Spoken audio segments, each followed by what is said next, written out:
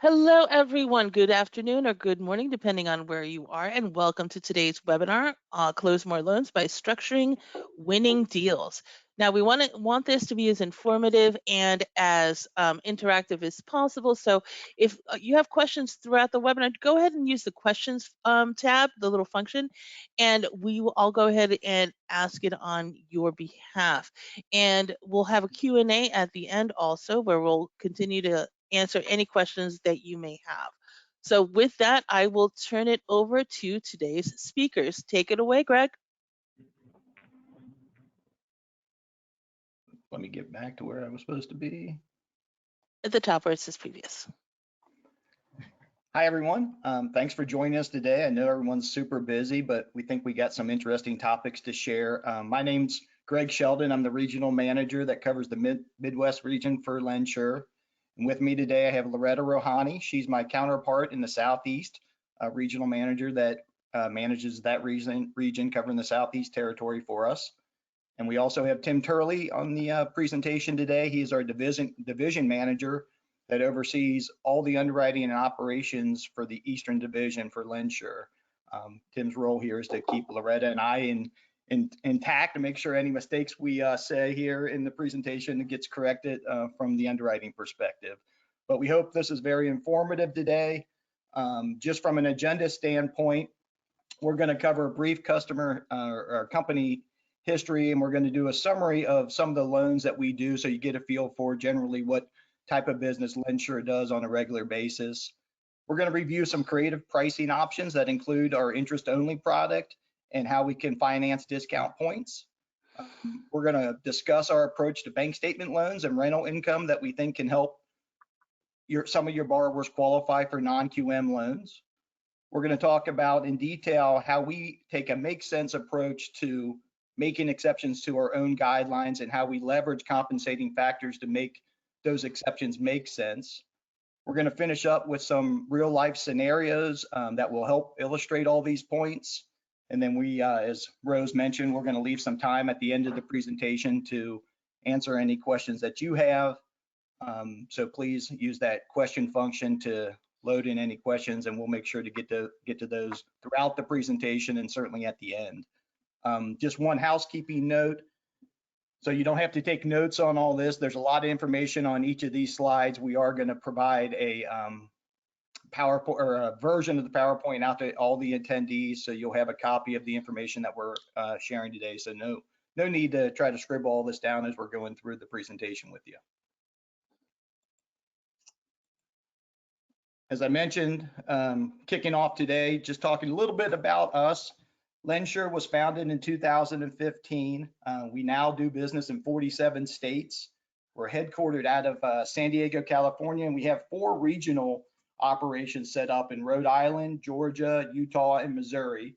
A really senior management group that's been in the non-QM space for many years that brings a lot of that experience that helps us base a lot of what we're talking about today as far as how we do loan structuring, making exceptions to our own guidelines. That experience is something we rely heavily on in taking our approach to help our brokers and your borrowers qualify for non-QM business.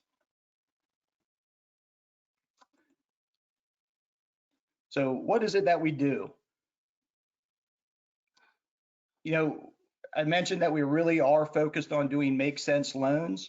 And we typically end up dealing with the borrowers that you're seeing on a day-to-day basis. They're A credit borrowers, oftentimes loans starting out down the conforming path that seem to fall out for some reason. A lot of times those reasons are because the borrowers will need alternative income documentation. And sometimes they're property related. Maybe a loan size is a little bit larger for conforming, and we have some jumbo products that we can place them in. And then we also do a lot of investment properties, including non-warrantable condos, both as second home, owner occupied, and investment properties. You'll see there that our average FICO score is around 700, and our average LTV is around 70%. I just want to share recently here, we had a poll of our loans, about 400 million of our loans that received a very excellent grade. And I thought it was interesting to maybe share the makeup of that pool, just so you have a better feel for the type of business that we've been doing. Of that 400 million of loan volume, 46% of those were investment loans. 54% of those were on primary residence or second homes. 24% of that pool of loans were interest only. We'll talk more about that product today. The average score was 740. The average DTI was around 43%.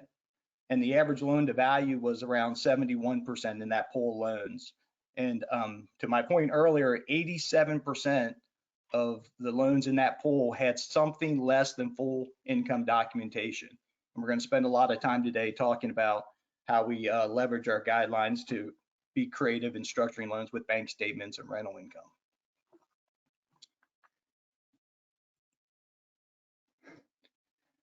So what is loan structuring? Obviously, that's the big topic of the day. And to me, loan structuring is really how you look at the tools that are available to you as it relates to pricing and underwriting guidelines, and how do you leverage those tools in the right way so that you, coupled with a very good understanding of your borrower's needs and their situation, can make the best offer to your borrower with a high level of certainty that you can get that loan closed.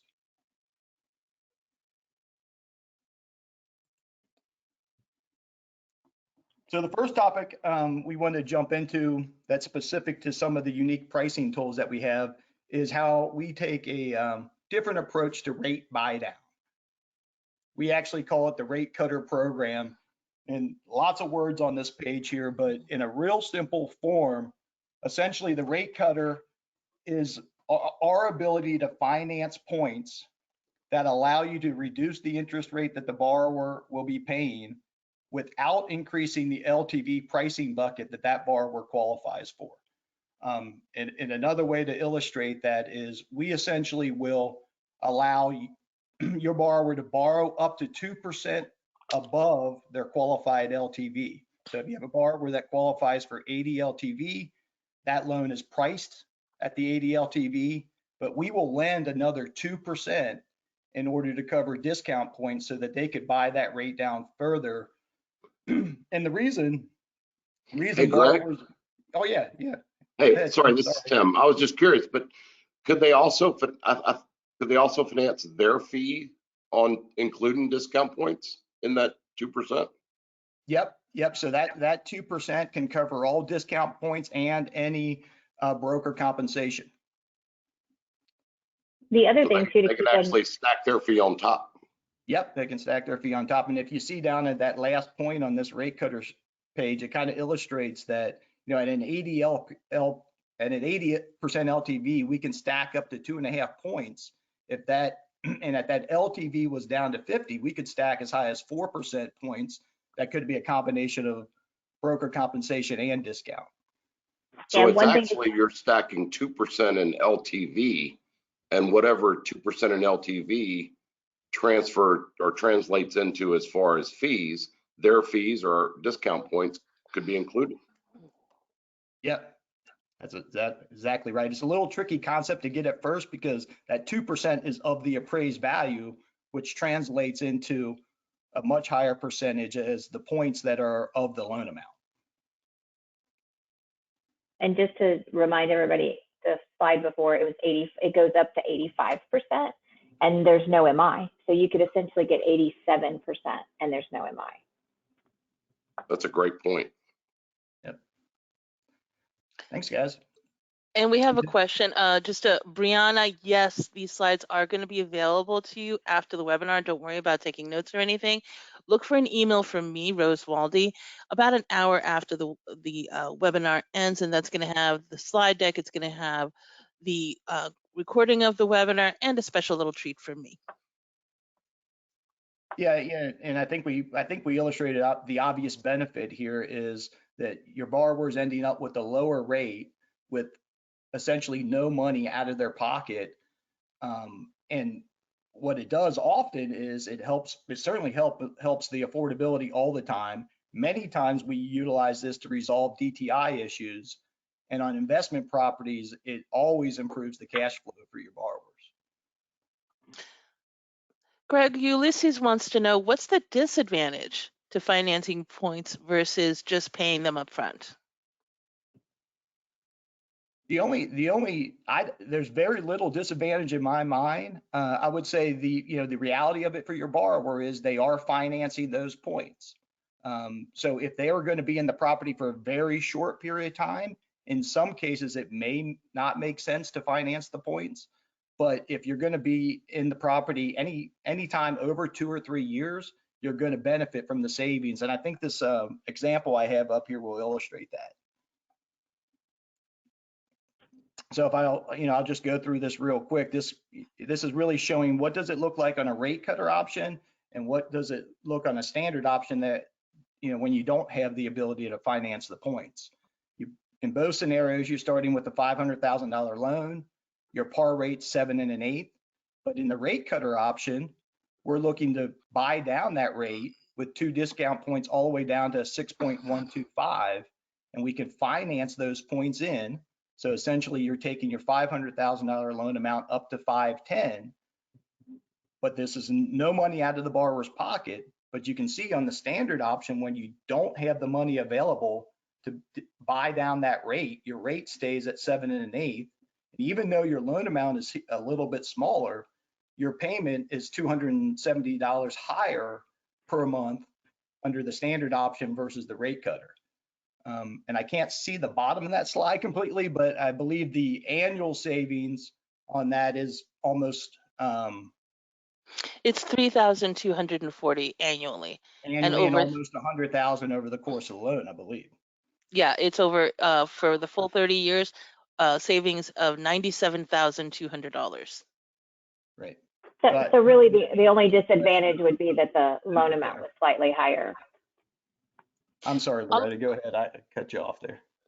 No, that's okay. I was just explaining that really the only thing that could be perceived as a disadvantage is that, like Greg said, you're financing the point. So it's a slightly larger loan amount that you're paying over a longer period of time. Yeah, and you can see how quickly you can basically recoup that cost. So you're talking about 3 years in, you're recouping the cost that you financed, and everything past that's benefit and savings. Both Oliver and Rick want to know what property types you can apply this to. Is this available to owner-occupied and investment properties? Yes, all property types and all loan programs. Great. All righty, I'm going to keep moving forward here. And I think at this point, I'm passing over the torch here to Loretta to talk a little bit about our interest-only product. Hi, everyone. Pleasure to have everybody on. Just a couple little things. I'm going to probably not stay on track with the words on the slide, but just to give you a little insight into our interest-only, it's probably one of the largest features that LendSure offers is our 1040 interest-only, and it's 1040 fixed, so it's 10-year interest-only, 40-year program, and then the last 30 years it converts to a fully fixed 30-year amortized loan. As Greg shared with you in that $400 million pool, 24% of our loans were interest only, and I would bet you 3.99% of those was the 1040 feature. A couple of advantages to that is on the large jumbo loans. Just to let you know, like we offer a prime product, a jumbo prime product, and many of our investors choose the 1040 IO feature over going with the jumbo prime product because they want this 1040 IO feature. You can use it to help your debt service on your investor loans because you qualify off the interest only payment. And then also there are investors out there that want shorter loan term options. So they want to increase and maximize their cash flow. So they'll opt to take the interest only feature so that they can increase their cash flow because they plan on keep only retaining the property for 3 to 5 years. So they want to have as high cash flow as possible. We do have more than one interest only feature. We have the 1040 IO, which I explained, and then we also have the 525, which is the regular 30-year. And that, unlike our foreign national program, the 525 is the IO feature available on that program.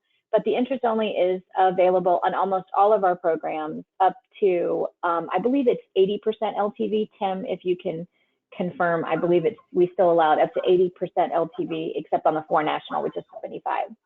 Yep, you're exactly right.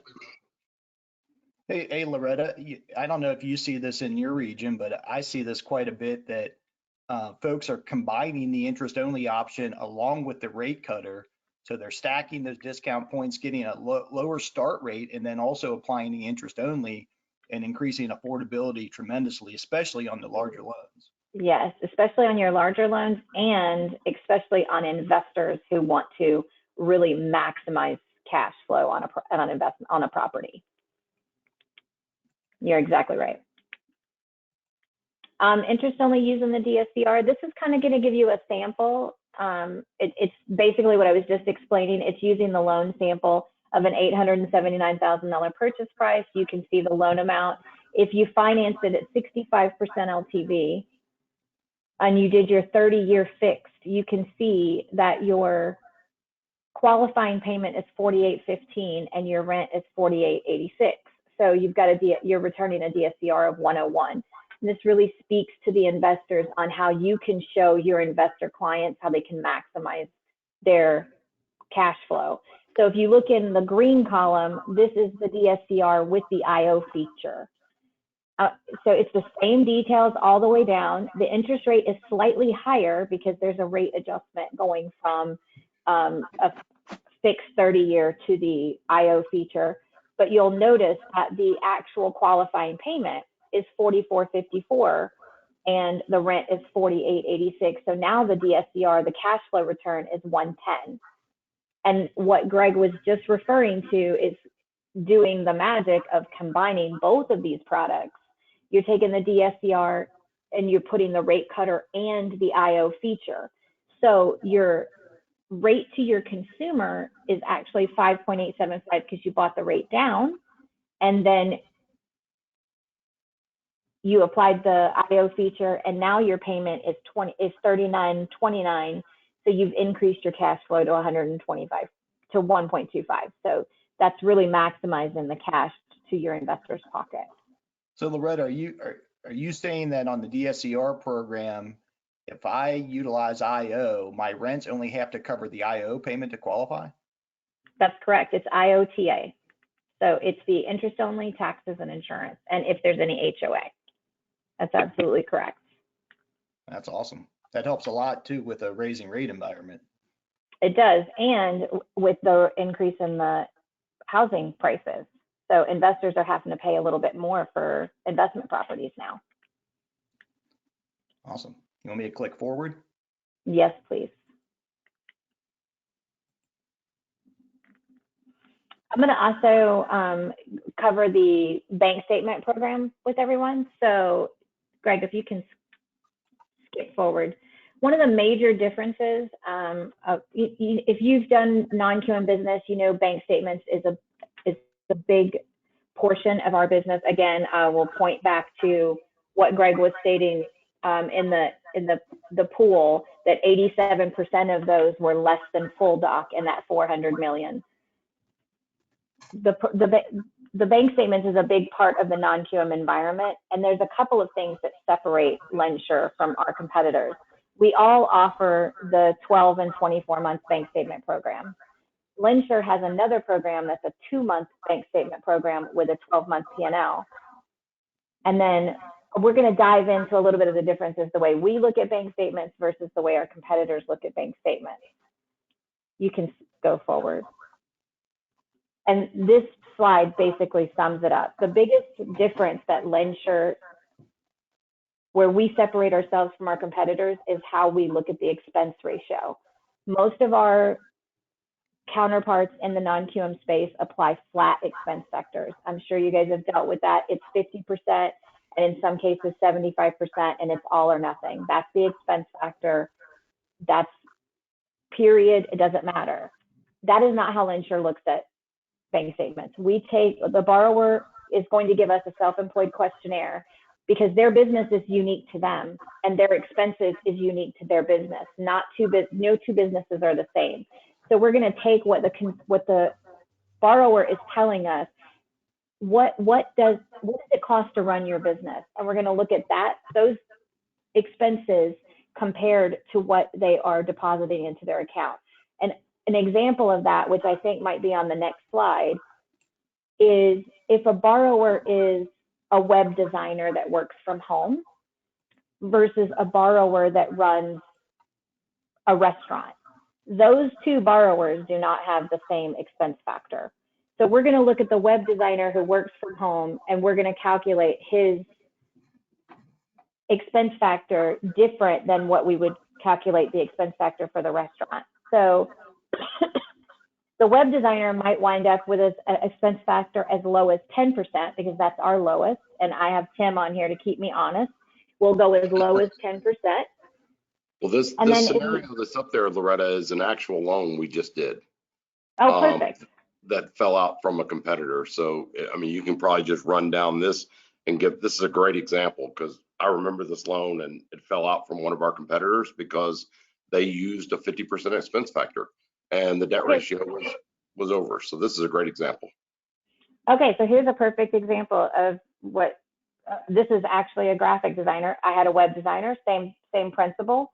So graphic designer, 700 credit score, 80% LTV. He had total deposits going into his account of $10,000 a month. His business expenses, and these are the business expenses he told us about, was $1,500. He had $800 in other monthly debt, and the new PITI payment was going to be $2,000 a month. The competitor applied a 50% expense factor, but you can look at this and see if his business's expenses are $1,500 as compared to a $10,000 in monthly deposit. You can tell that's not 50%. 50% of his income is not being used toward expenses. So if you look at the LendSure solution on the right side, you can see that LendSure applied a 20% expense factor. That was actually conservative, right? I mean, compared to what they actually were. Right. So, and then we typically will do that. We'll look to see what is the actual expenses, and then if we have, we'll add in maybe a little miscellaneous just to cover any incidentals if there's any changes, and make sure that the debt ratio qualifies. It's a very common sense approach to the bank statement program. So in this particular case, you went from a borrower with a competitor who didn't qualify at all to a borrower that with us qualified at 35% LTV, which is very, it's talking about those securitizations. So that makes those loans a lot more appealing in those pools. Hey, Loretta, is it your experience that, with your team, I'm assuming just like ours, because it's the process that we have set up, that your team's reviewing these income situations very early on in the process so that we can establish what this income is for the broker and the borrower? Absolutely. So you can do, like at the pre-qual stage, typically with your account executive, when you know that you have a bank statement borrower, where the account executive and you are partnering to get that into the team during the pre-qual process, so that income can be fully qualified for you. A couple of other things.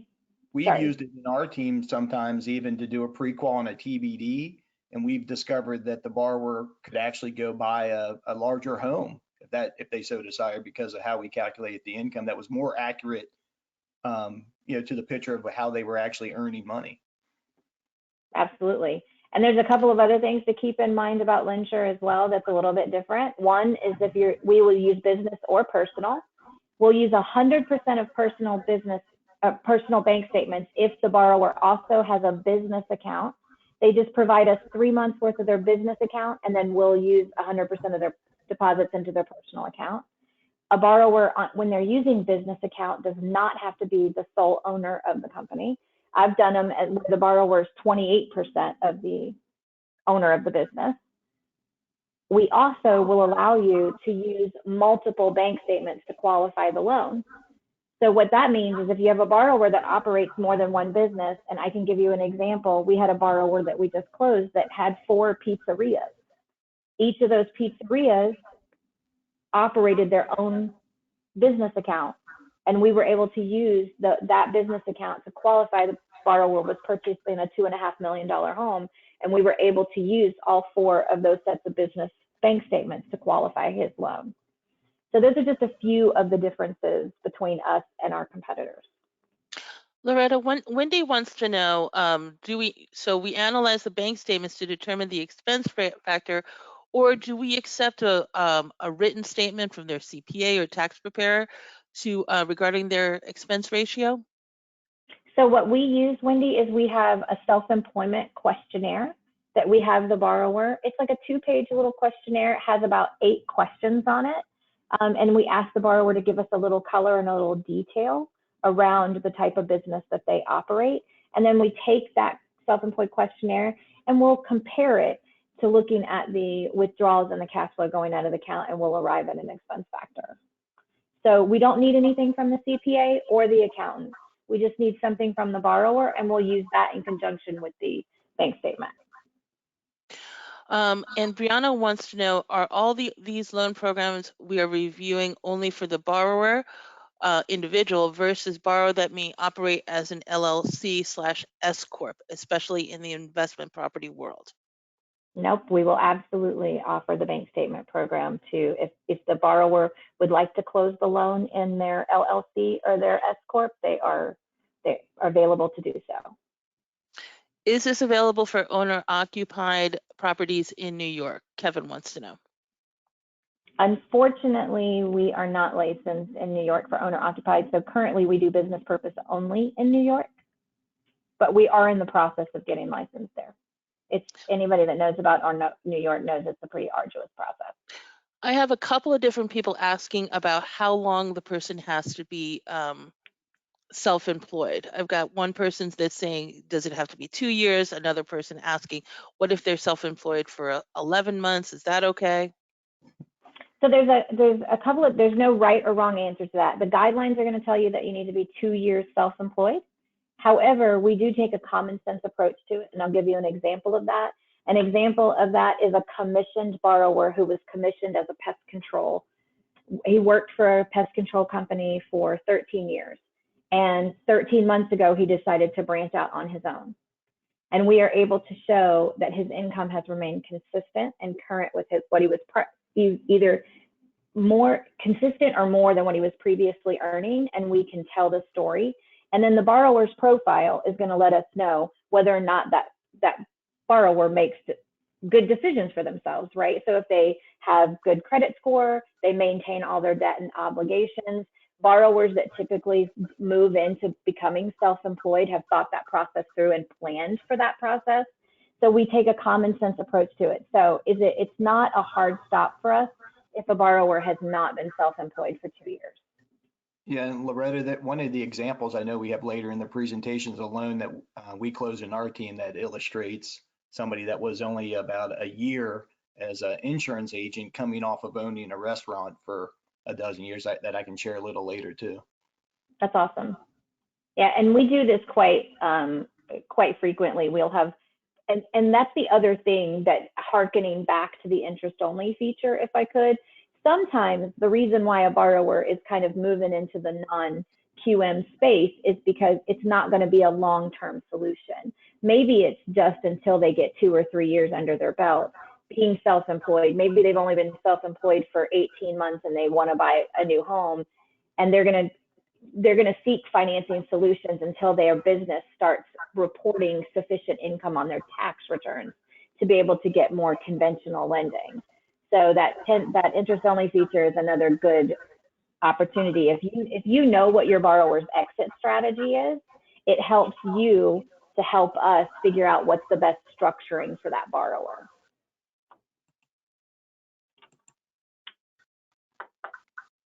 We're going to just talk a little bit about calculating rental income. There's some pretty big differences the way that LendSure calculates. If you're doing a traditional, so you have the DSCR loan, but sometimes you are doing a traditional rental income where the borrower has a job, proving their income, and then you are now either purchasing an investment property and you want a better rate, so you're doing it traditional, proving their regular income, and then also combining it with rental. Or this is a first-time investor, so you're going traditional because you want a little bit higher LTV. So there's a number of reasons why you might be looking at different opportunities for calculating rental income. So we have the DSCR program, which is using the property to qualify the loan. But then we also can do the traditional, where we do it a little bit differently on the positive and negative cash flow coming off a property. For example, your borrower owns a primary, they want to purchase a new primary, and they're going to be converting their existing primary into a rental. The rental income is, so let's say that the proposed rent is going to create a negative cash flow of $285. LendSure is going to deduct that negative cash flow from the income versus charging it as a debt to your liability, which is going to improve your DTI calculation. Greg, if you skip forward to the slide. If you look here, this is kind of an example about how Fannie Mae would do that. You can see that they have regular jobs, and you can see there's no negative rental, right? There's no rental income because they're charging it into the debt load. So they're coming up with $13,000 in income. LendSure is only coming up with $9,700 because we're counting the negative cash flow. We're deducting it from the income, versus how Fannie is going to do that is they're going to charge that to your liabilities. So as you can see, the resulting debt ratio for Fannie is going to be 48. The resulting debt ratio for us is 30. That 48% debt ratio could compromise you qualifying with Fannie, or it could result in you having a higher risk interest rate. So that's just one of the differences of how we calculate our rental income using if it's negative cash flow, we deduct it from the income, just like if it's positive. So Fannie, if it's positive income, they add it to their income. So do we. But if it's negative income, they charge it to the debt load. And if we're negative, we deduct it from the income. Yeah, I remember the first time I realized we could do this. And I was like, holy crap, what the difference it can make in qualifying a loan by shifting that rental loss to a deduction from income versus a debt. It's just a game changer. Yeah. Well, if you think about it, if you only have 45%, if you're only allowed 45% debt ratio and you're charging, in this particular case, $3,500 in obligations, you need more than $7,000 in income just to offset that. So we see that every day, Loretta. I mean, that's one of this is actually one of the reasons that our clients love us, because we're able to convert some of these loans that fall out from Fannie just because of that simple calculation.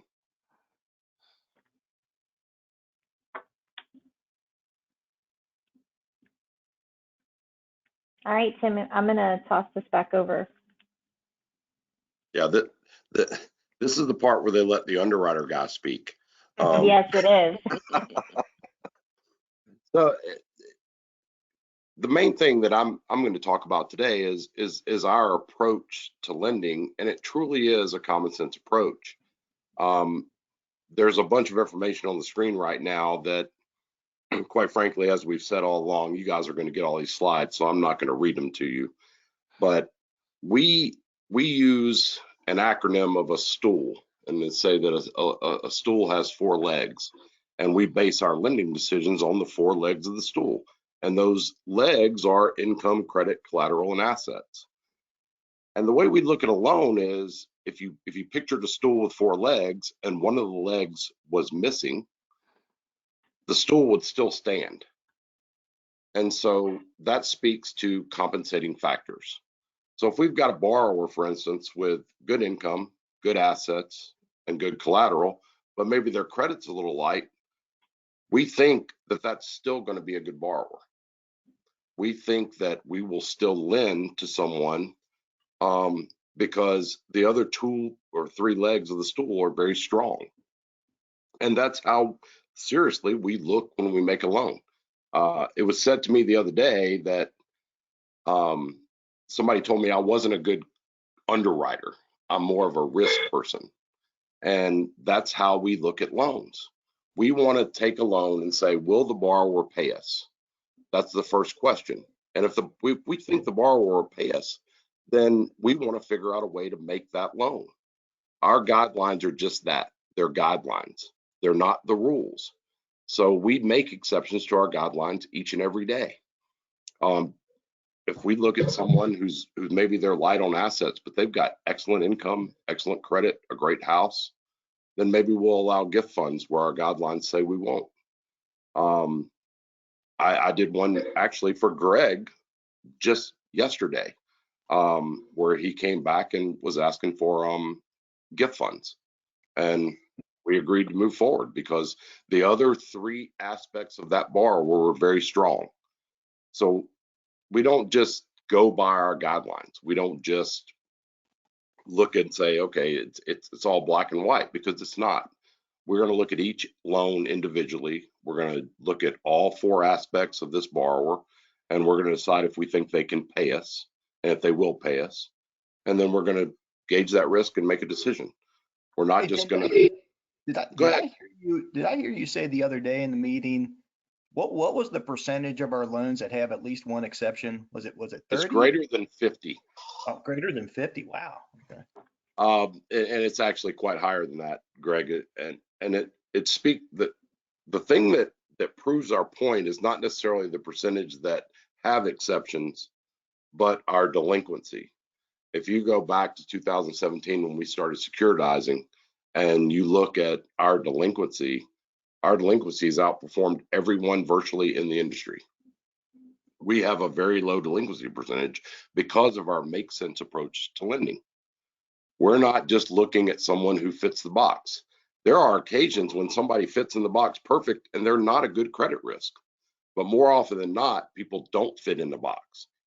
Every loan is different, as Loretta said earlier.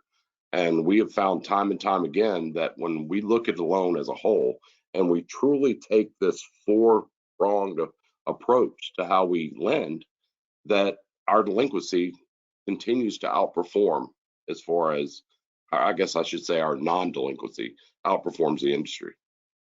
And I'm just here to say that I think I can speak for Greg as well. We're both very happy that we have Tim, who is very much a risk assessor and not an underwriter. He looks at risk and he measures risk. He lets underwriting document what we need, but he's the one that says, yes, I want to take that risk. Man, and along those same lines, Loretta, I would say we have an underwriter piece. Loretta, you must have loans in his email to approve. I do. Yeah, always. When do we not have them in there? Well, I appreciate that, Loretta, and I would say that we do have a very good group of credit risk assessors. As a company, we have people that are underwriters, and our underwriters, they're there to tell us what the risks are. But we don't state color inside the lines on virtually all of our loans. It's one of the reasons I'm in this business. Every loan's like a puzzle, and we're looking for ways to put the puzzle together. And I like the fact that we have the flexibility to make a loan when we think a borrower is going to pay us, regardless of whether the guidelines are met or not. And I just think that makes so much sense versus having to turn somebody down that we feel like is going to pay us because they don't fit the box. I mean, quite frankly, everyone is not going to fit the box. So, yeah. And that truly is the way I feel about it. So I'll add to that from the RM perspective, Tim, is that, our account executives are very well trained in asking the right questions to help our brokers and their borrowers kind of walk through this make sense approach. It sometimes does require more questions up front so that we can completely understand a situation, so that we understand all four legs of the stool, so we can make the right case to get a loan approved for a borrower. And our AEs are excellent at walking through those conversations with the broker to get the answers up front so that we can give the loan the best shot to get approved. I agree, Greg. I will tell you, I'm sorry, Loretta, I'm just going to overspeak. That's okay. That's okay. Go ahead. Sometimes it seems like it's a lot up front when people do prequals, but the one thing I will tell you is the more information we have up front, the more likely the more easily we can make a decision. And if we have the information up front and make the decision, the one thing I can guarantee you is we will close that loan. You're not going to have surprises downstream. You know, when people come to me on the pre-qual stage and say, hey, I've got XYZ and want to see if we'll do it, the more information I have, the easier it is, number one, for me to make the decision. But once we've made the decision, there are no surprises downstream. That loan flies through our system.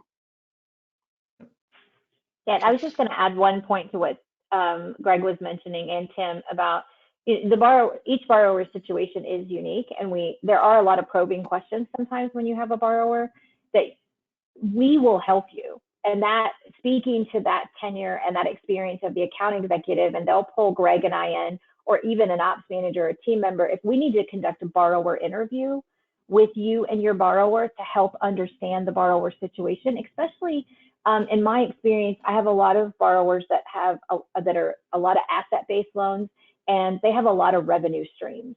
And sometimes it's hard to articulate what those revenue streams are for us to determine what we can and can't use. And we'll just jump on the phone with the borrower and say, hey, I'm going through this with me.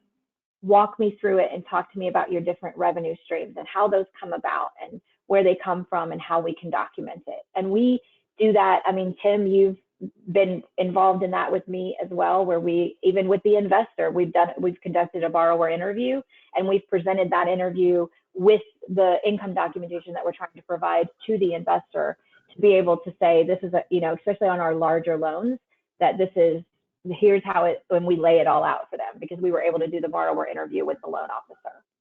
Absolutely. Absolutely. Tim, I got a couple of guideline questions for you. Carmela wants to know, what's the lowest credit score that we go to? Currently, we'll go down to a 600. Okay. And Oliver wants to know, what's our max LTV and do we have PMI? Okay, we do not have PMI on any of our products. Our maximum loan to value is 90%, and that is on our expanded and our super prime products. Okay. And I've got a couple of people asking about, can you be a first-time investor? Yes. We obviously have a couple of different investor programs. One is our debt service coverage ratio product, which we talked about, our investor cash flow product that is qualified based on the performance of the rent versus the PITI.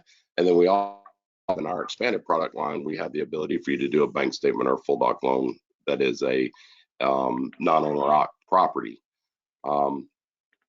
Both of those, we will allow a first-time investor. We typically like to see someone who's owned their own residence. But even that, we just made an exception. I believe it was on Greg's loan for a gentleman who actually lives in Turkey, believe it or not, and he's buying an investment property here in the U.S. Yep. But he rents in Turkey. And so that was actually a kind of a hybrid where we had a foreign national buying investment property in the U.S. and didn't own his residence in his home country. So again, it speaks to what I said earlier. The guidelines are great, and I know you guys, it may sound a little salesy, and I don't mean for it to, but that's all they are. They're guidelines. We're going to look at the loan as a whole, and every loan is going to be different. And if it makes sense, and we truly believe this borrower is going to pay us, we're going to look for a way to make that loan. Okay, great. So I think, Loretta, you were getting ready to talk to us about some real world scenarios. I was. So you guys, this portion is where we're going to actually review some actual scenarios. These are just ones that Greg and I put together of loans just over the last, in the last month, really, just to give some live examples. Greg, if you want to take the first one, I think this was your scenario that you mentioned during, earlier. We had the question about, short self-employed time frame, and would we do any loans if they're under 2 years self-employed? And actually, when I was providing this slide before, I read that first bullet point, and it said the borrower owned a restaurant from 2010 to 2020. And that's what we thought when we first started exploring this one, but it ended up that he didn't actually own that restaurant. He had a very small percentage of ownership in it, but he did run it day to day.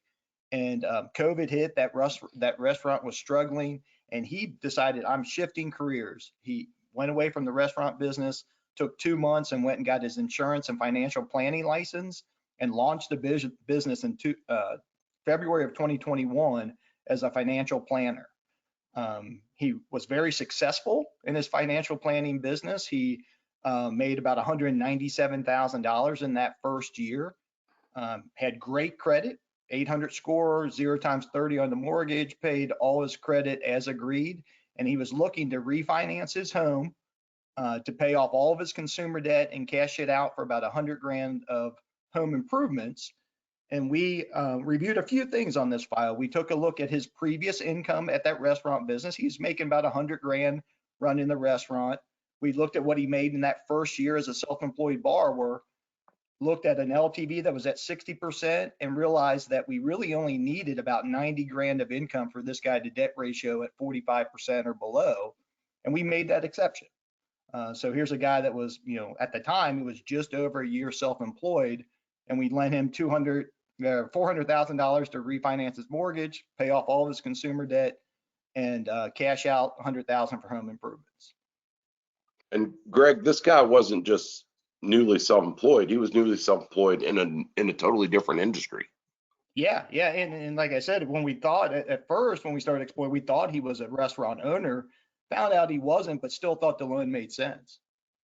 Yep, it did. And that's why we made it. Obviously, I mean, the guy paid his bills. He has a history of earnings at the level we needed, and had no reason to believe that he wasn't going to continue to pay his bills as he had in the past. So. All right, Loretta, I think these next ones are yours. Let me go back. Yeah, so we put a couple together. One of the things that we didn't mention earlier was in our scenarios when we were talking about income, is that a lot of times we have to blend income. Like, borrowers have revenue streams from multiple different sources, and that's the case with this borrower. So the borrower was 40% owner of a small software business, and he had varying different deposit activity, a lot because of COVID, and a lot because he does large and small scale projects. And when he's a, it's a smaller company, so when he does larger scale projects, sometimes the deposits are not consistent. So there won't be deposits for a couple of months, and then he'll get a large deposit. So that was one of the challenges that we faced on him, was the way that his deposit activity. We did a borrower interview with him to understand how his income flowed. The next thing was that the borrower also had about $900,000 in cash and stocks, as well as a couple $100,000 in crypto. So we looked at, for this borrower, combining. We did a bank statement loan. We used business bank statements. And then we also did an asset depletion. So we combined the two with the $900,000 in the cash and stocks. And the borrower decided to liquidate his crypto for the down payment. That left us with the $900,000 in cash and stocks to use toward qualifying. Just some of the characteristics about the borrower. The borrower was a first-time home buyer, but we did have solid housing history for 24 months. And we had minimal payment shock. It was pay shock. It was over 2%, but it was just 2.25%. And he had a mid-score 737. So the solution for us was, we blended the income, we used bank statements, and we used asset depletion. And both of those sources allowed us to qualify the borrower at 45% DTI. And on the income from the bank statements, remember, he was only 40% owner, and then we qualified the statements with a 60%. You want to move to the next one? This is another interesting one, and this is, again, where the account executive, the experienced account executive working with the loan officer, with you both looking at a borrower, giving them different options when you start running into qualifying, or just not even a matter of running into qualifying, but also maximizing what you can do for the customer to potentially improve their situation, especially if you have borrowers that are investors, where they might own multiple different properties.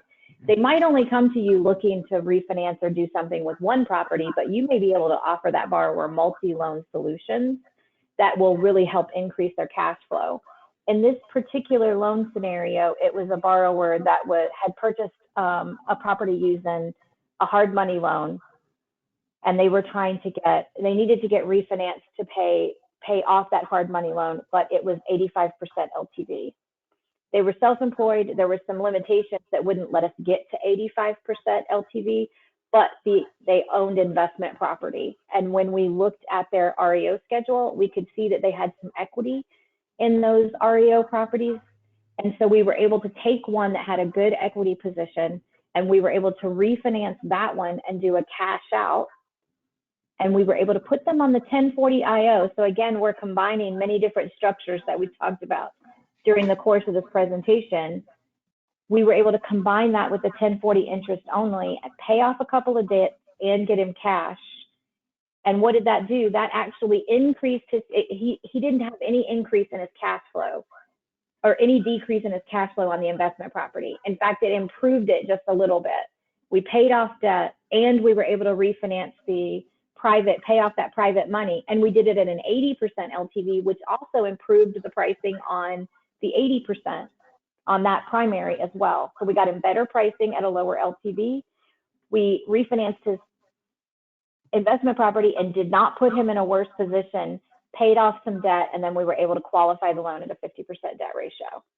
So it's really, again, when we talk about looking at your borrower to find loan solutions, whatever the ask is, we're taking into everything that the borrower has and saying, if we get stuck one way, is there another way that we can look to offer a solution?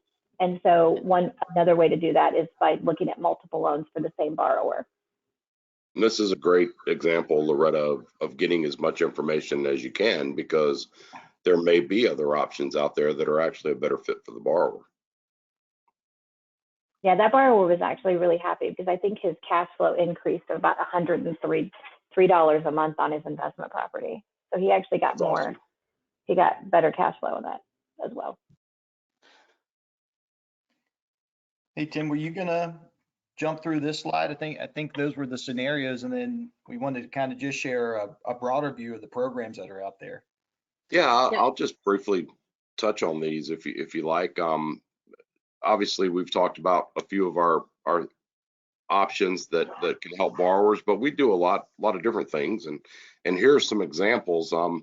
I'm not just going to read them all, but the things that jump out at me is non-warrantable condos and condotels. I see us do those virtually every day. Loretta actually sent me one this morning. And so there's a lot of products that even our competitors don't like the condotels, for instance. We do 2 to 4 units, but we also do 5 to 8 units. That's newly added to our product line. We talked a little bit about our bank statements and our second homes and doing the non-owner occ with the DSCR, but we also have our fix and flip product. We do bridge loans, which is unique.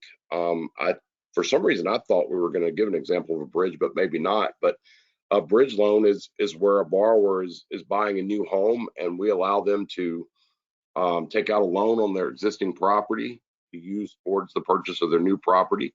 And there's no loan, or there's no payment rather, on the loan on the current primary for 12 months. So it gives them and we don't include that any payment in the debt ratio. So it allows them to qualify for the new loan while they're selling their departure residence. Yeah, Tim, I just did one of those for a borrower that was moving from California to Florida. The bridge loan was actually ended up being about 1.5 million on the bridge loan, and they were pulling out about 500,000 of equity on that home that they were able to put down on that Florida home. And what the broker really loved about it and what the realtor loved about it is that they were able to make an offer on that property in Florida, not contingent upon the sale of their property. Exactly. It almost turns them, they don't have the sale contingency from their departure residence, and that can be a big deal. Right now, I know here in Atlanta, we are experiencing somewhat of a supply and demand issue. Houses are selling quick, and so people need to have those type of advantages when they're going in to make an offer. So, Hey guys, I'm sorry to interrupt, but we've got about 4 minutes left, and out of respect for everybody's time, I want to make sure that we get to the Q&A and at least answer some of those questions. And we've got a lot of them. And if I don't get to your questions, I sincerely apologize, but I will make sure that they are addressed personally after the webinar if we don't happen to get your question. Tim, what's the max loan amount on the bridge? well, there's 2 loans on the bridge. So you have the departure loan and the new loan. So the new loan for the new property that you're purchasing, it'll go up. We can go up to 90% on our regular products, and I believe we're currently at 80 on the bridge. Okay. And then Wendy wants to know, is the bridge loan based on the equity in the departure home or the understanding that the home will soon be paid off and they will have made that profit? Well, it's kind of a combination. Basically, your home that you're living in that you're going to be moving out of, we're gonna take the appraised value and lend on that. The assumption is that you have equity, and then you're going to be able to use that equity to put towards the purchase of your new home that you're buying. Okay, great. And for deposits, if a borrower is 25% owner of, do we take 25% of the deposits? Yes, Okay. Do we we do absolutely Texas? would do that. Do we do Texas owner occupied? Yes, Yes. Can the borrower be living rent-free and purchase an investment property? I would say that would be a challenge, but I would also say that we have done them for the right borrower. The issue becomes occupancy, and so if we can get comfortable with the fact that they're not just trying to use the DSCR program to purchase a non-owner occupied property, it's not totally out of the realm of possibilities, but it would be a challenge. And is there, Brianna wants to know, what is the limit to the number of properties owned / financed? And are the options for multiple properties being financed on separate deeds, parcels, with any of these loan options? I think, well, we don't have a limit to the number of properties. I have that right, Tim. We have no limit on the number of properties that the borrower can own. And we That's would correct. typically finance up to 10 within the guidelines and maybe more as an exception. That you're exactly right. We have no limit to the number of properties a borrower can own, and we've actually done more than 10 on a case by case basis. But our guidelines state we'll do 10 loans to the same borrower. Okay, and I think great. the aggregate is 5 million, correct, Tim? It's like up to 5 million, but we'll make Yes. exceptions to that as We well. have made exceptions to that as well. Okay, great. And we answered that question. With its time left, I just want to talk to you guys a little bit about this private label resource kit. I know that you guys have got a ton of new concepts today, and this is a great way for you to be able to reach out to your broker, to your realtor, to your borrowers, and let them know about these programs that are available to you. I'm going to look for a link in the thank you email that you're going to get in about an hour, and that's going to take you to here. You'll be able to download flyers for these loan programs, put your logo on them, put your contact information on them, and start marketing these new exciting programs right away. All right, and with that, it is at the top of the hour, so I would like to thank everyone for joining us today. As a reminder, look for an email from me in about an hour, which will have the recording and the slide deck and the private label resources. And I would like to thank our speakers today. Thank you so much, Loretta, Tim, and Greg, for joining us. Thank you so much. Thank you, guys. All right. And if you have any questions, please send them in. We'll make sure we get them answered for you the next day or so, real quick, All right, as soon as the rest of it to us. Thanks, everyone. Thank you.